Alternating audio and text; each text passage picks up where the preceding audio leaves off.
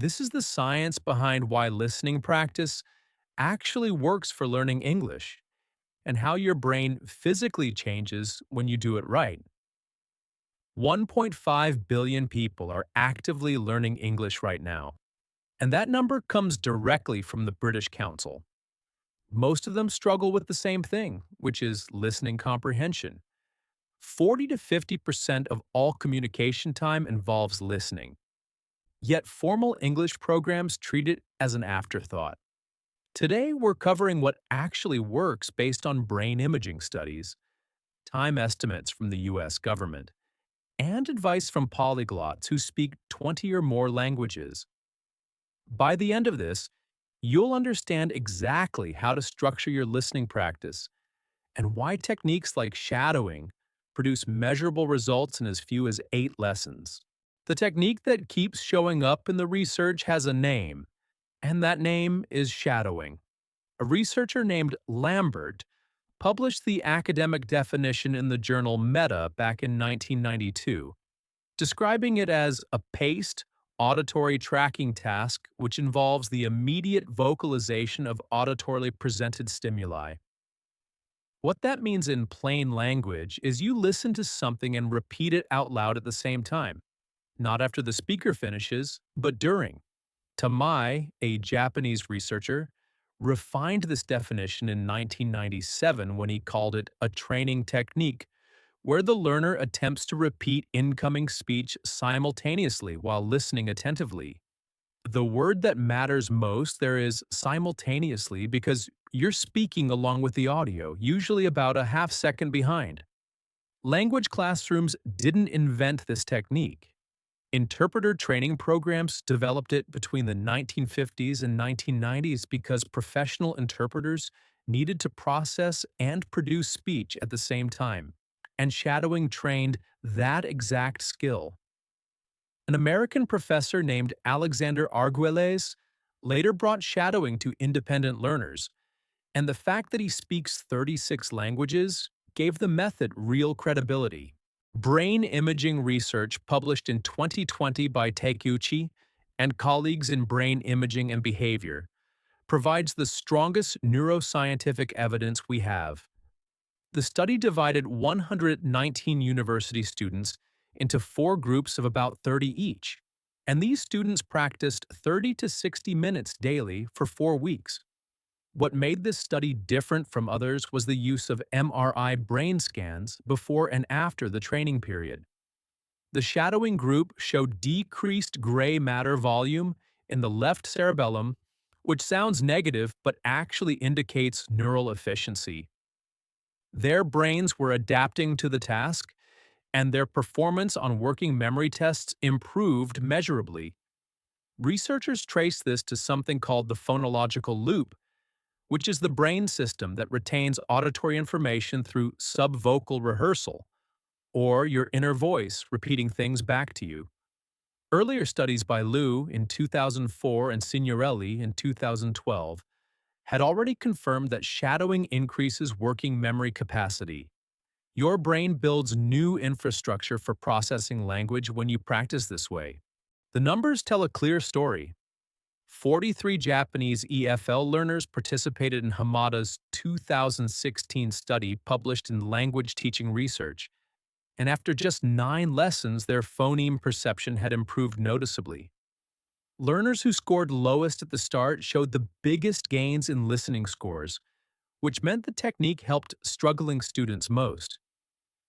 2 years before that study, Hamada ran another experiment with 56 learners split into 2 groups, and after only 8 lessons, he measured an effect size of R equals 0.41. Researchers call that a medium effect, and it crossed the threshold for statistical significance. Tamai's 2005 research showed similar patterns when he compared groups of 45 learners each over 13 lessons, finding what the researchers described as significant enhancement among weak and average students. A systematic review by Whitworth and Rose in 2025 analyzed 44 shadowing studies and found that 8 out of 8 fluency studies reported positive results, with improvements appearing in both comprehensibility and intelligibility. Shadowing works. The data on that point is consistent across studies. The U.S. Foreign Service Institute has trained diplomats in languages for decades while tracking everything, and their data gives us the clearest time estimates available.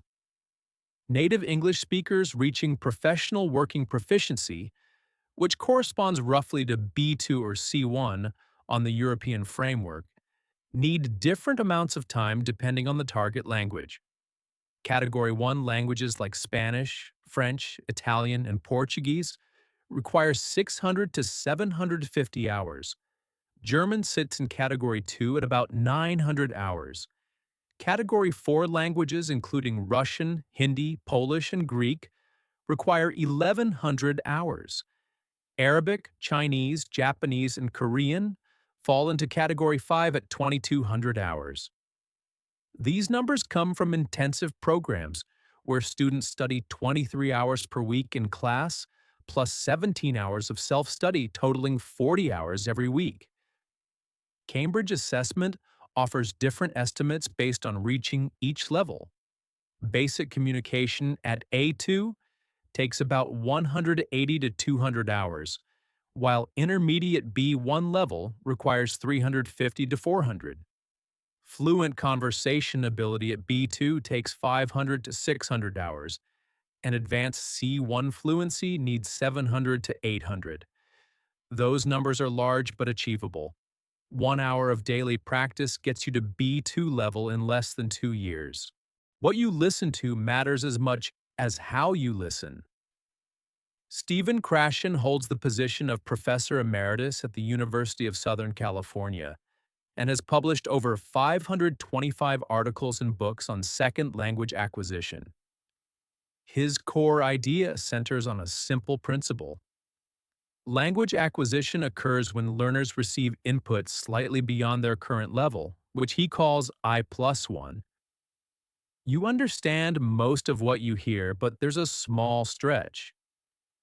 His 1982 book, Principles and Practice in Second Language Acquisition, contains this direct quote: "What theory implies, quite simply, is that language acquisition, first or second, occurs when comprehension of real messages occurs and when the acquirer is not on the defensive.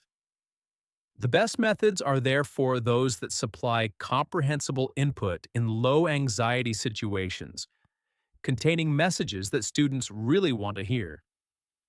By 2013, he had pushed further, writing that compelling input is not just optimal. It may be the only way we truly acquire language. Critics exist, and they raise fair points. Kevin Gregg called the theory untestable in a 1984 paper, and Barry McLaughlin noted in 1987 that I+1 is extremely difficult to define precisely. A 2025 paper in Frontiers in Psychology argued that brain research shows language learning requires active engagement rather than passive absorption. That criticism actually supports shadowing. The technique takes comprehensible input, and listening once isn't enough, and the research quantifies exactly how much repetition helps.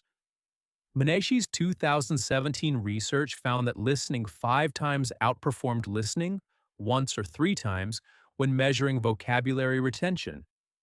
A study by Pavia, Webb, and Fayez in Studies in Second Language Acquisition demonstrated that repeated listening to L2 songs positively affected vocabulary gains. Schicke's 2010 recommendation called for 5 to 6 repetitions of the same text before moving to new material. Paul Nation, emeritus professor at Victoria University of Wellington, with over 71,000 academic citations, explains why repetition matters. Learning from meaning-focused input is fragile because there are only small gains with each meeting with a new word. 6,000 to 7,000 word families, according to Nation's research, is what listeners need for spoken English comprehension. You need 98% vocabulary coverage to adequately understand what you're hearing. And that coverage builds through repeated exposure faster than most people expect. People who have learned multiple languages offer a different kind of evidence. Steve Kaufman founded LingQ after working as a Canadian diplomat, and he now speaks over 20 languages including Mandarin, Japanese, Russian, and Arabic. His advice is direct. The best way to learn a language is to massively ingest it by listening and reading. Listening and reading are so powerful. If you can read the books, you know the language. Something he said might surprise you. I have learned more languages since the age of 60 than prior to the age of 60. Stephen Krashen has publicly praised Kaufman, calling him my language therapist. Luca Lampariello speaks 14 languages and has built a YouTube audience of about 250,000 subscribers. His perspective focuses on mindset. If you can speak your native language well, you can learn any language well. Your beliefs about your language learning ability are what will ultimately decide whether you succeed or fail. Lampariello also offers this observation. I see all these barriers that we have, misunderstandings among countries, of cultural differences. I truly believe that when you speak a lot of languages, they become bridges, not barriers. The speed of listening material affects comprehension in measurable ways. Griffiths established the foundational guidelines through research published in 1990 and 1992. Beginners do best with 80 to 100 words per minute, while elementary learners can handle 100 to 120. Lower intermediate students work well at 100 to 128 words per minute, intermediate learners at 130 to 150, and upper intermediate at 150 to 170. Native speakers typically talk at 150 to 200 words per minute. And here's the key finding from the research. Comprehension drops sharply at 200 plus words per minute for non-native listeners. Pauses matter too. A 1991 study tested 61 students under 3 conditions. Normal speed, 3-second blank pauses every 23 words, and filled pauses using hesitation markers like, well, and I mean. Filled pauses produced the highest comprehension scores because they give the brain processing time and help group words into meaningful chunks. Research points to specific parameters. Pause length between 500 milliseconds and 3 seconds, placed every 23 to 30 words, positioned at natural syntactic and intonational boundaries. Pulling this together into something you can actually use requires looking at what researchers recommend. Professor Kadota from Kwansei Gakuin University suggests 3 to 5 hours per week for measurable fluency gains. Hamada's research points to 10 to 15 minutes, 3 to 4 times weekly over 6 weeks. Tamai recommends 15 to 20 minutes daily across several weeks. Material difficulty matters too. Kadota found that ideal content contains 2 to 3 or fewer unknown words per 100 words, which keeps the challenge manageable. A 3-step sequence backed by research works like this. First, you listen without any text, which activates prediction. Then you listen with a transcript, which confirms what you heard. And finally, you listen again without text, which consolidates the learning. Montero Perez's 2013 meta-analysis looked at 18 studies and found large positive effects from captions on both listening comprehension and vocabulary acquisition. Same language subtitles proved more effective than translations for language learning purposes. 2.1 million adults across 116 countries took the EF English Proficiency Index test for the 2024 edition, which gives us global data on how well this is going. The Netherlands, Norway, Singapore, Sweden, and Croatia ranked as the top 5 countries. But here's what the trend shows. 60% of countries scored lower than the previous year, and that marks the fourth consecutive year of global decline in English proficiency. English remains the number 1 studied language in 154 countries, representing 79% of all countries according to Duolingo's 2025 report. 96% of secondary students in the European Union are learning English. The global English language teaching market is projected to reach $69.62 billion by 2029. Demand is massive. Traditional methods aren't delivering.